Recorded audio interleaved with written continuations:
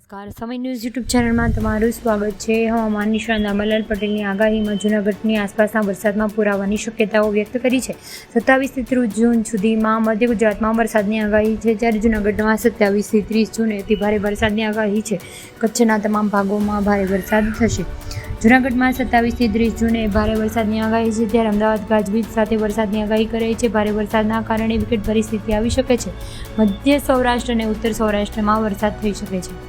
તમને જણાવી દઈએ કે બનાસકાંઠામાં સુઈ ગામમાં ભારે વરસાદ પડ્યો હતો। જળાશયોમાં પાણીની આવક વધી ગઈ છે। 8.12 જુલાઈમાં દક્ષિણ ગુજરાતમાં ભારે વરસાદ પડશે। દક્ષિણ ગુજરાતમાં ભારે વરસાદથી પૂરની પરિસ્થિતિ સર્જાઈ શકે તેમ છે। વરસાદમાં ખેંચવાનું કારણ પવનોની સ્થિતિને પોષણ નથી। તમને જણાવી દઈએ કે અમદાવાદમાં ગાંધીનગર વરસાદ નથી અને 27 થી 30 જૂન સુધીમાં અમદાવાદ ગાંધીનગરમાં વરસાદ થશે। 30 જૂનમાં અતિ ભારે વરસાદથી જૂનાગઢના ભાગોમાં 27 થી 30 વરસાદની શક્યતાઓ। પશ્ચિમ સૌરાષ્ટ્રના ભાગોમાં વરસાદ થશે। જામનગર, દ્વારકા, પોરબંદર, ઓખા ભાગોમાં વરસાદ થઈ શકે છે।